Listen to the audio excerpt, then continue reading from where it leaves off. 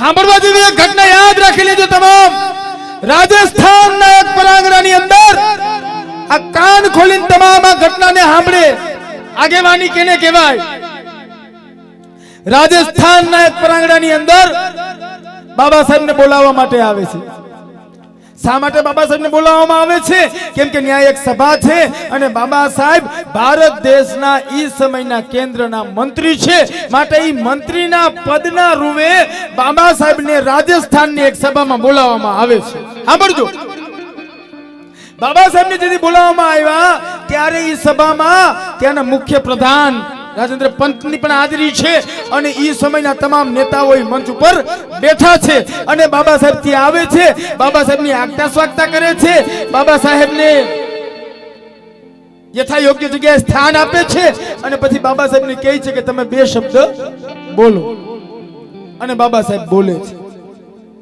બાબા સાહેબ કહે છે કે જ્યાં સુધી તમે વાણાવાદમાં વેચાયેલા રહેશો, જ્યાં સુધી તમે પેટા જ્ઞાતિમાં વેચાયેલા રહેશો, જ્યાં સુધી તમે ચમાર ને વણકર વાદમાં બેઠા રહો, ત્યાં સુધી રાજેન્દ્ર પંત જેવા તમારા ઉપર શાસન કરશે।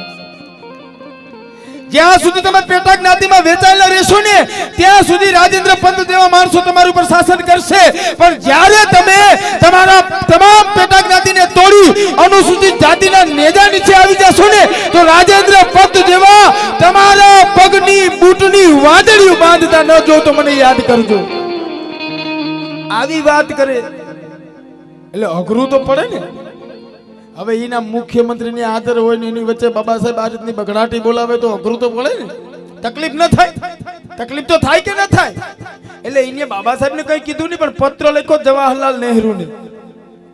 જવાહરલાલ નહેરુને અને વડાપ્રધાનને પત્ર લખ્યો અને કીધું કે બાબા સાહેબને કેવું જરીક બોલવામાં ધ્યાન રાખે, આમાં છે ને કોમવાદ ઉપડી જશે।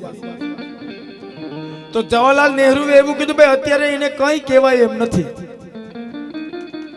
આ કીધું, હા એમ જ કીધું ચોખ્ખું, હું હતો ને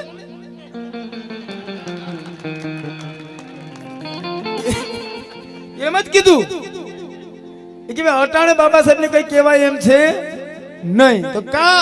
તો કે અટાણે ભારત દેશનું બંધારણ લખાય છે અને એ મુસદ્દા સમિતિના અધ્યક્ષ છે અને ઈ જો અત્યારે આમાંથી હટી જાય તો મને બીજો કોઈ માટી જ દેખાતો નથી કે ભારત દેશનું બંધારણ પૂરું કરી દે। હવે આ તો લાઈવ છે એટલે ઘણા એને બીજા બધા સાંભળતા હોય તો એમ થાય કે જો એની રીતના એનું બધું હાકે। ઘણા ને એવું હોય કે જો આની આને બસ આવી મોટી મોટી વાતો કરવી ને આમ, પણ ભાઈ તું એને કે ધીરો રે, મારી પાસે પુરાવા છે। આ સત્ય घटना છે, કારણ કે सोहनलाल शास्त्री वो 25 साल बाबा साहेब के साथ नामनी बुक 71મું પાનું અને 11મી લીટીમાં सोहनलाल शास्त्री કહે છે નહેરુ કે જો બાબા સાહેબ ન હોય ને તો ભારતનું બંધારણ ન લખાય, ન લખાય ને ન લખાય। આ સત્ય ઘટનાઓ છે।